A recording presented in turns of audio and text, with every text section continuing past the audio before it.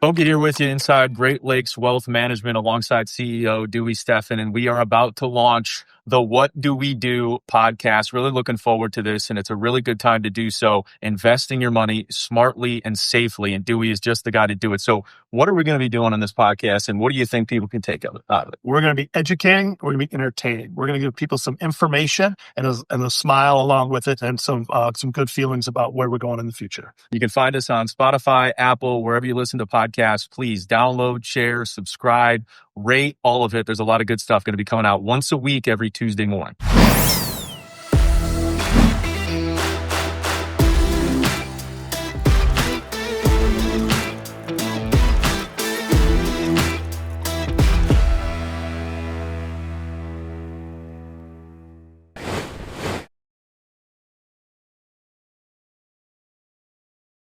The victory over OSU in Columbus. Mm-hmm. It turns out, Davis, they end up winning the national championship, okay? So we love that here in Ann Arbor. And as Michigan fans and alumni, we love it because we were the only team to beat the national champions, and that can never be taken away from them or for us, right? So let's talk about that game. You know now, but at the time you were there and all that was on the line with the season and maybe a rebuilding year that not anymore, but how do you think, it all played out, and with the rivalry and all the pressures, and again, you are now a legend because of how that game turned out. So what does that mean to you? I think, it means a lot, right? Being a Michigan man, that's what you want to do. You want to beat Ohio State. When they have the alumni dinners and guys come back, they always talk about if they beat Ohio State, how great it was, and if they lost to Ohio State, how crushed they were.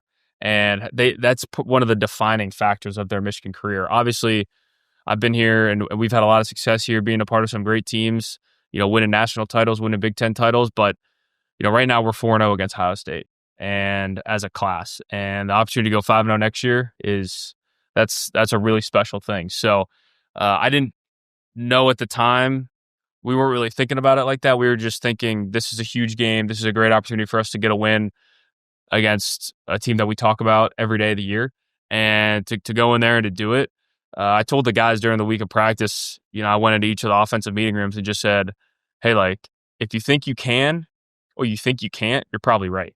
So every single snap, let's think that we can. Let's have that mindset of, hey, we can, keep the chains. We can execute our assignment here, and we can play at the level we know we're capable of. And I think, it wasn't the cleanest game. Obviously, we made some mistakes. I made some mistakes. It wasn't perfect, but being able to hold the ball at the end of that game, I think we had 13 minutes of time possession. We converted a ton of huge third downs late in the game.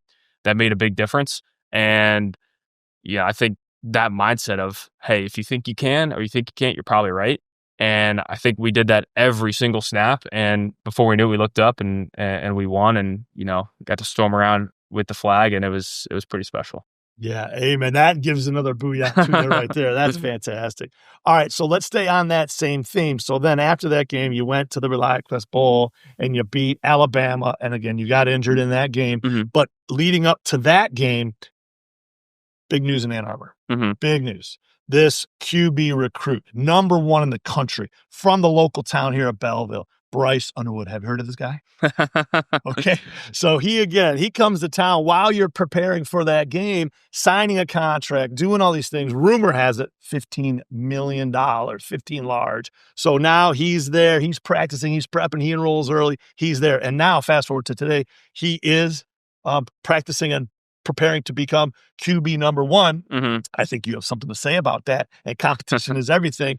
But talk about with Bryce coming to town. We'll get more into the NIL a little bit later in the show. But just in general, how did you prepare for the ReliaQuest Bowl, knowing that he's here on the sidelines? You have to show up and say, I got to prove myself again. Are you like, hey, this is my last hurrah. I'm going to be hitting the portal, January 2nd anyway? Like kind of what was going on with that little distraction / opportunity, Yeah, I think first off, he's a great kid. And from the first time I met him, he's just super excited. And clearly I could tell he wanted to be a Michigan, which is huge. And being a local kid, he said he grew up a huge Michigan fan, Denard Robinson, Shoelace, all that stuff. And being a local kid like that, I get it. I mean, I'm from Southern California. I grew up a huge UCLA fan. Nothing like the fan base and the program we have here at Michigan, but it's always holds a special spot in my heart to a certain extent. And I think seeing that out of him and him saying, I want to be here, and him just how humble he is. He wants to learn. He wants to get better. He wants to be great. And I know he is going to be great. And I think, for him, the biggest thing is just learning every day. The same thing that I did when I came in as a freshman. Same thing, me and JJ came in the same class. He was super highly rated. I saw him too come in, and we both, me and JJ both went through freshman growing pains. His maybe were a little more in the spotlight, whether he was on the field or not. But we both went through them, and Coach Harbaugh helped groom us into being quarterbacks who were capable of being the starting quarterback of Michigan. And Bryce obviously has to go through those same things, and I think Coach Lindsey, Coach Moore, they're doing a great job of helping him learn, helping him get better every single day, and he wants to get better every single day. But I think, especially for that time in December, the focus was on the game, and the focus was on beating Alabama. That was what Michigan needed us to do, was to win that game. What Michigan has done for, decades. When you put the winged helmet on, you go try to win football games. That's just how it is. And you try to do it in a dominant fashion. Didn't matter who we were playing against. It was really cool that it got to be Alabama, and we got a chance to play another top 15 team, I think. And we approached it like a business trip, very serious. We were focused, we were locked in, and it showed on the field. Obviously, it got a little wet out there, but we found a way to make it happen and get a gritty win. And that was just really awesome. And having Bryce be a part of it and see firsthand, hey, this is the standard. This is how we do things. This is how we're going to go about this every single day it was super cool to see, and he's been great.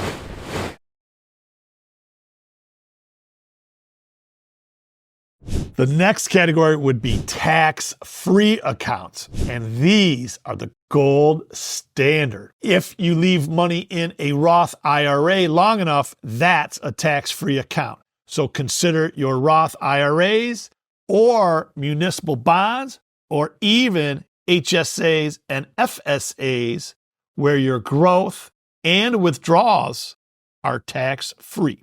Okay, this is the holy grail because of compound interest and no tax obligations upon withdrawal. The Roth IRA, use that for growth, and tax-free municipal bonds are for safety and income. Roth IRAs are also available to be contributed up until April 15th for 2024. And they have the same $7,000 plus a $1,000 catch-up. But Roth IRAs do have phase-outs for eligibility. So again, check with your tax professional to see if you qualify. What's the contribution and investment strategy between the taxable, tax-deferred, and tax-free accounts that we should deploy? Well, it's really on a case-by-case or person-by-person basis. But let's consider the following.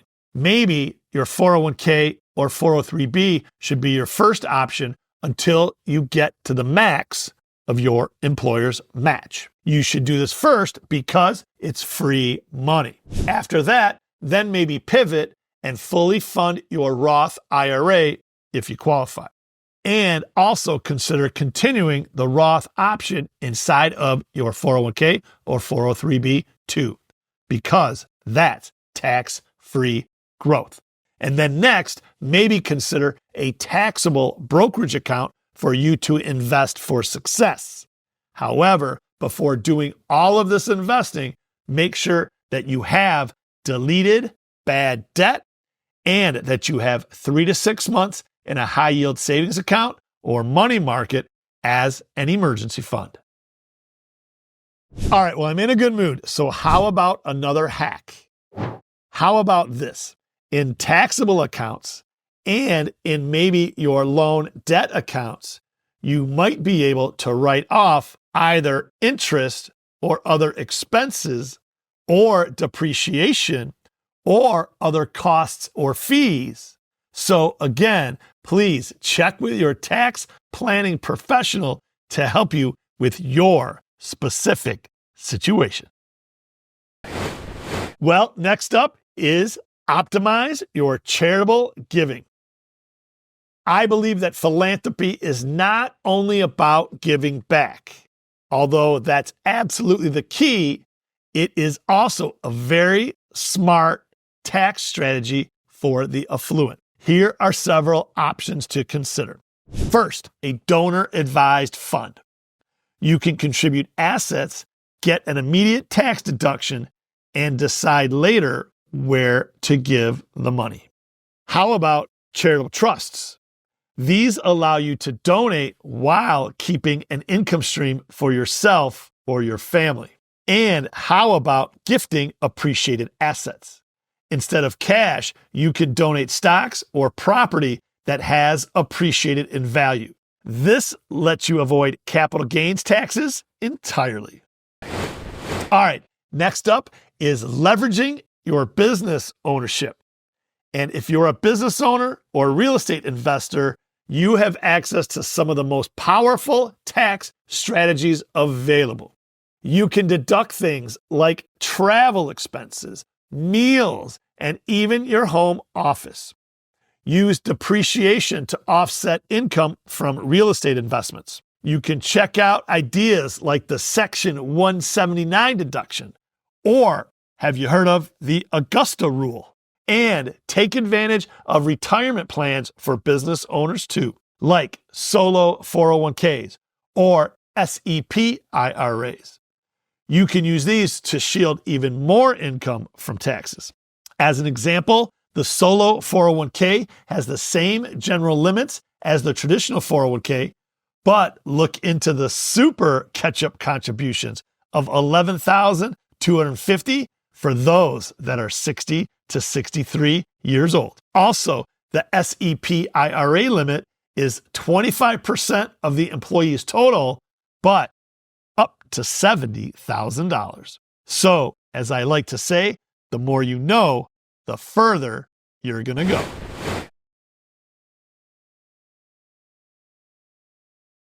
On these high-performing teams or these high-performing athletes, they absolutely not just have a nutritionist, but now it's at that next level. And certainly with the science, and, I always go to like the Olympics and how they used to swim, with the Speedos, then they went to the full suits, and, milliseconds matter. Yes. So all of that makes some sense to me. What about, as we kind of break this down with big pharma, or with the idea of trying to find these solutions to make us be better, live longer, have less illnesses? Isn't that counterintuitive of what big pharma, that society says they're there to not have us be better? They want us to have issues, and that's how they make, all their money, is with, drugs and medicines and helping us stay sick. I mean, I don't know what big pharma's doing, and obviously, I have a concern with them as well. But the more they know about our genes too, the better medicines they can make for us. And I guess that could be controversial, because I know some of the people will say they want us to be on medicines forever. So are they engineering medicines to keep us on longer? I'm not sure, but optimistically, in theory, the more we know about our genes, the better medicines we'll be able to create to live healthier lives. But hopefully we can do as much as we can without medicine. No, for sure. And, again, I'm not a conspiracy theorist at all in that regard. I certainly am aware of what goes on and what is said. And I always kind of push back when people say, that big pharma, is a mastermind machine of trying to create issues. And although I understand that, and maybe there's situations of that, the other side's true, to where I think the life expectancy of a man and a woman is double what it was, 100 years ago or something. So it's a situation where we are living longer. Now 100 isn't the end game. 120 is the new target, right? And so with genetics, genetic engineering, and genetic testing, it's not just with the human body per se and per person, but is it something that happens with food, with other animals, besides human beings? Like, what is just the possibilities of genetic and genetic testing? They're endless. There's so much you can do. There's so much we don't even know yet, right? So for my lab personally, we're going to start off with the pharmacogenomics testing and then move into preventative, which is nutrigenomics. And then there's so much going on with cancer and genetics right now too. And there's some really great tests that they have out there, and there's some that need improvement. So we're learning so much, and I feel like every year there's so many more things that we can do with genetics and even molecular testing. And so like COVID started, like that was molecular testing. And I think that's what everyone really excited about molecular testing is everyone has these machines now. So what other tests can we do with them, and what else can we do to help people? Yeah, I think it's great. And it is a little known fact, or I'll provide it as a fast fact, that my mom has a PhD in microbiology. And so genetic engineering, I grew up with that lingo and that language in my house, many decades ago. And I always share a story that back then, my mom really kept processed food out of the house. And Yes. I was eating carob chips instead of chocolate chips. I was having banana chips instead of potato chips. And the peanut butter that I had a little oil ring at the top, and it wasn't processed. And at the time, I'm like, this doesn't taste that good. Yeah. It's not as fun. I'm not as cool at school. But I think here we are, decades later, to where I might have less health issues than some of my peer group that may have had more of a processed food diet. So certainly in our family, we also talk about that you are prone genetically. And so a lot of it is in your DNA, as they say. So what does that mean where if it's in your DNA, you're prone to something, or maybe you have a genetic, bias for something versus the world of broccoli versus Doritos? So there's two factors, like there's genetic and environmental with anything. And I would even bring in spiritual because I'm spiritual personally. But if you have a genetic predisposition for something, that doesn't mean it's necessarily going to happen to you, right? Like you still have environmental factors, which are your lifestyle factors and what kind of, like where you live and what you eat. And if you're training, like what kind of sports you're doing. So there's so many things. So just because your genetics say that you're predisposed to like X, Y, or Z cancer, that doesn't mean you're going to have that cancer. There's still a lot that you can do on your end. All right, Allie, well, I totally get all that, and that makes a lot of sense. So if we're doing the tests, and then we're getting an idea of what the sequence is or what will be something to help us as individuals, then there's the whole privacy and the whole security of either the DNA, the genetics, or the tests themselves. So what's the big deal there? Yes. So that was what happened with 23andMe, right? So you do this genetic testing, and when you're like filling out the form, they ask you, is it okay if we share your data? And 80% of people check yes. And so with that, your private genetic makeup is being shared with who knows who, right? So that's why it's important that your genetic testing results are at a lab that's secure and private, and no one has access to your results other than you and your doctor. Is it really that big of a deal though? Like why? Like what are they going to do with that information? If all it can do is help you become better. Right. So there's laws in place to protect you, but also like people have concerns with, well, what if insurance companies get this information, or what if like the fast food or like these processed food industry gets this information and then they're like dialing in things to make your foods even more addictive, or there's just so many different things, or to sell it to other people. So it's just another point of consumer data about you. So just, I think keeping it to you and your doctor is the best way to go.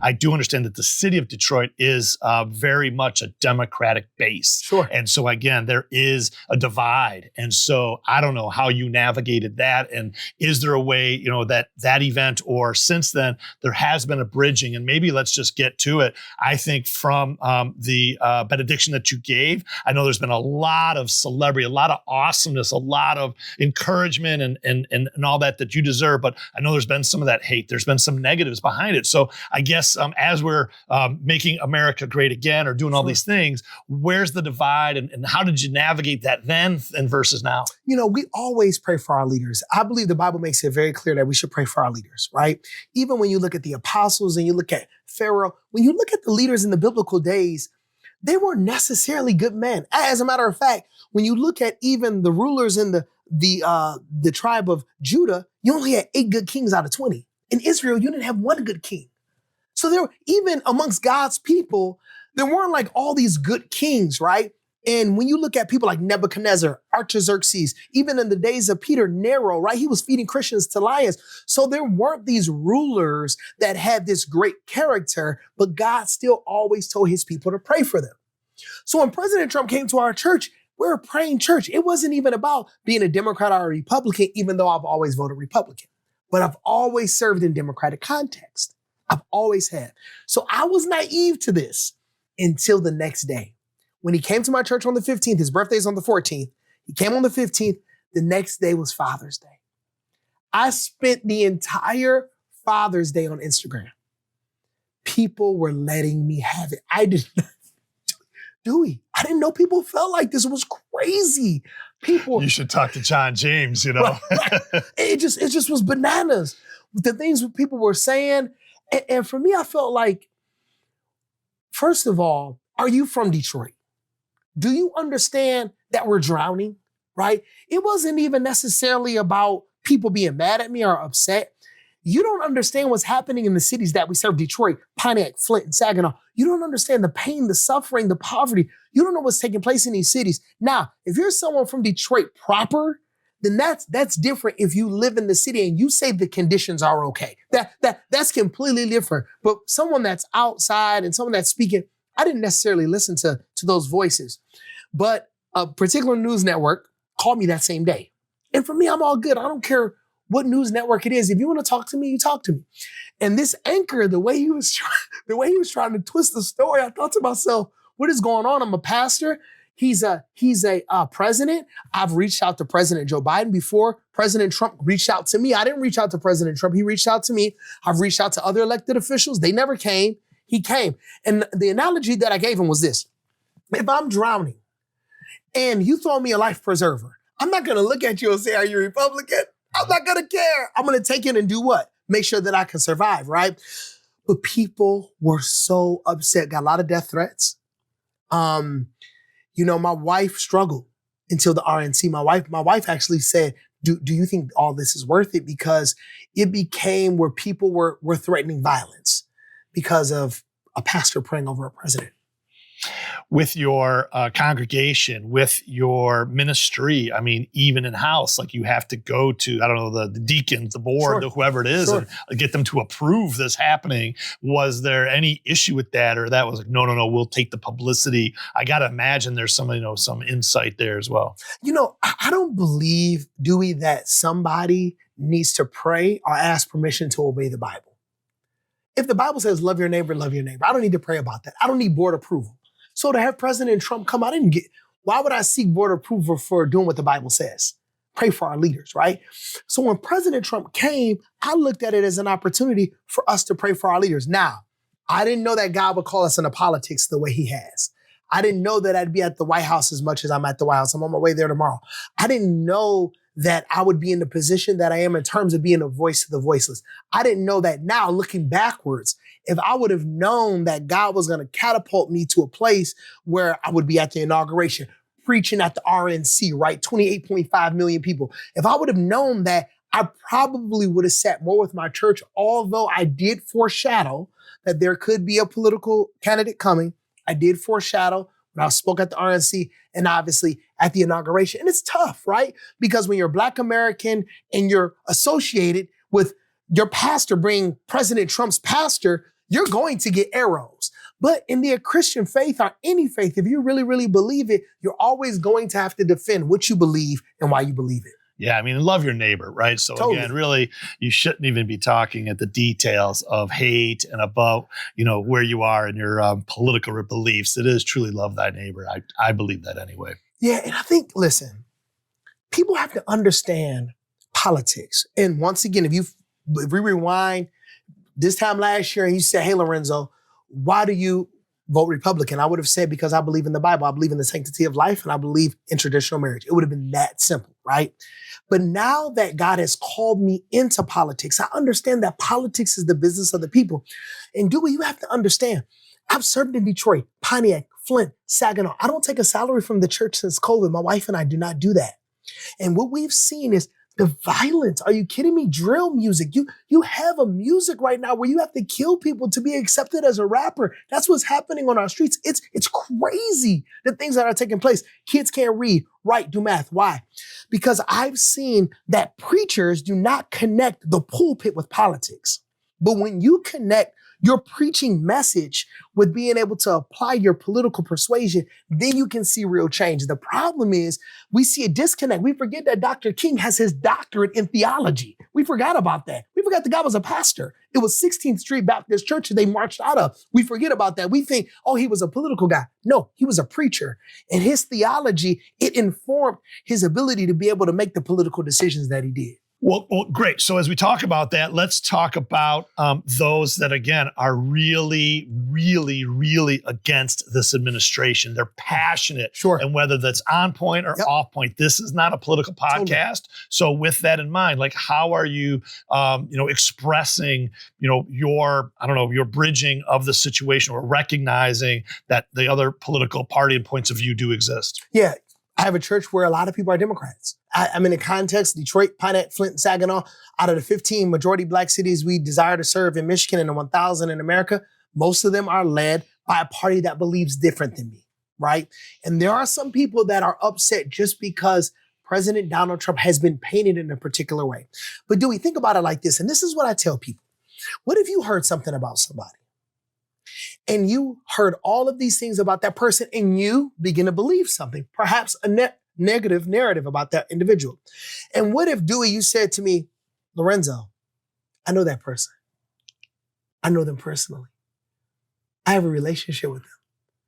And everything you believe about them is not true. In full transparency, I didn't know what type of man President Trump was. No idea. I knew the opportunity to pray for him would come. I knew he would come to my church. No idea. He's the most authentic man I know. Why would he allow me to preach prime time RNC? And not only that, I preached my faith. He didn't give me a script. He didn't say, this is what I want you to do. Now, I did have a message. I rewrote that message, and I didn't write the message. I just said it from my heart, right? Kind of like you right now, just speaking from your heart at the RNC. And I did take a huge risk, but I never was reprimanded on that, right? Same thing at the inauguration. It takes a man of genuine authenticity to be able to believe in your leadership and to give you the freedom to be able to lead, right? I've never one time felt a racist bone. Typically, people make those comments. He's racist. Most people don't even know what racism is. Racism is closing the door of opportunity to people because of their skin color, intentionally or unintentionally. He's done the direct opposite. He's opened the door of opportunity in spite of my skin color, right? So when people say he's racist, well, what about his past? I tell people a lot of times, I say, look, what about our past? What about my past? So I do have people in the church. People have left, but a lot of people have come. A lot of people from all over the world. People come from Switzerland. They've come from all over. I had a guy just this past Sunday drive up from Florida just to come to church on a Sunday, right? So somebody would say, well, you risked a lot. Yeah, but the risk was calculated and the reward is so much more than I ever lost. Yeah, no, I get it. That's great. Do you feel that, and I know the answer, but I'm going to ask it. You don't feel that you might have been put there to check a box, to make that there's diversity and, inclusion? That's a very good question. So I thought about that a lot. And we have a mutual friend, I'm not going to mention his name. He actually challenged me on this after President Trump came. And I'll never forget it because it was June 18th. At the DAC, right where you have the little walkway, where we have the couch by the gym, right? I'm sitting there texting the Trump campaign because of this very point. Someone challenged me. And you know what? I wanted to know the truth, right? If you're using me as a puppet, if you're using me as the token Black guy, right? I just want to know the truth behind it. So I text my contact at the Trump campaign. And the challenge was this. This was the challenge this individual gave me. They said, if they're not using you, they're going to allow you to go to Milwaukee. Now, I have no idea what Milwaukee is. No clue, right? So what I did was I texted this individual and I said, my contact at the Trump campaign, I said, hey, by the way, I just don't want you to be honest with me. If you guys use me, would you allow me to speak at Milwaukee? And she called me. My contact, she called. And she said, Pastor, with all due respect, we didn't need anybody to ask us about the Republican National Convention because we already wanted you to be a speaker.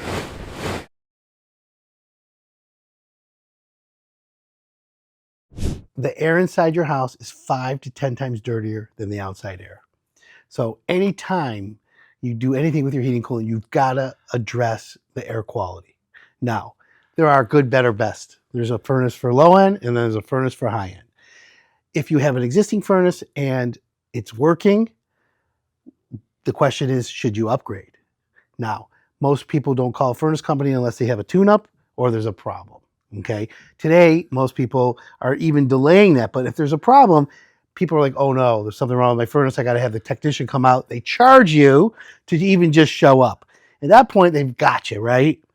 So in the back of your head, as a homeowner, you're like, oh, please, I don't want to buy a new furnace. I don't want to buy a new furnace. But the reality is they're going to diagnose it. And if you have a reputable contractor, they're going to be honest with you because there's a lot of scammers in the heating and cooling business. We could do a whole hour on that, but let's just make it quick for you. The best furnace is the one that's installed properly. So first things first is you got to make sure your furnace has been installed right. But if there's a problem with it, the formula that I use is if the repair is about 30% of the cost of a new furnace, and that's the good, better, best level, that's when you need to make that decision and say, you know what, let's rip this one out and let's put a brand new furnace in. Now, I always recommend for homeowners that air quality drives that. So if you're going to get a new furnace, you got to go with a better air filter. Today they have 5-inch and 4-inch air filters instead of the 1-inch. That makes a huge difference. But the technology that we have today also impacts your heating and cooling. So if you're going to upgrade, you might as well upgrade to the latest and greatest technology. You don't need apps and Alexa and everything and Siri telling you what to do. What you want is a furnace that senses when you're home and when you're not home. Because when you're not home and you work 8 hours away from the house, you don't need to heat your house to 72 degrees for 8 hours. You can drop it to 66. And then it knows you get home at 5. So at 4:45, it starts to bring the temperature up slowly to get you to the comfort zone. Now, the Department of Energy, here's a tip for everyone. The Department of Energy says for every degree you set your thermostat back, for over an 8-hour period, you save 3% on your energy bill. So if you go 5 degrees over 8 hours, that's 15% a month. A $300 heat bill is, $15, $20. It's a couple of pizzas.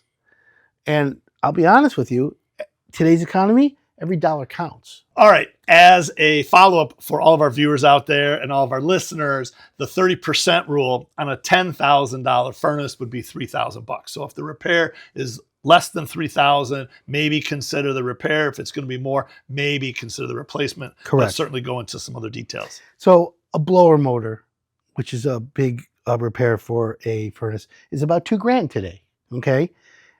Plus the installation of it. Plus there might be other circuit board. There are things that just end up breaking over time, mostly moving parts. However, when you get close to that, that's when you have to make a decision as a homeowner. Is it time to go and upgrade? And plus, there are energy tax rebates and credits that you get as well when you upgrade. So that's why that number comes up into play. Okay, that's awesome. And as we were talking before, I know when I first started looking at furnaces, they were around 5,000 or 6,000. Now they are about 14 or 15,000. So I have that sticker shock and I'm trying to figure it out. So I will hire it done. How about that?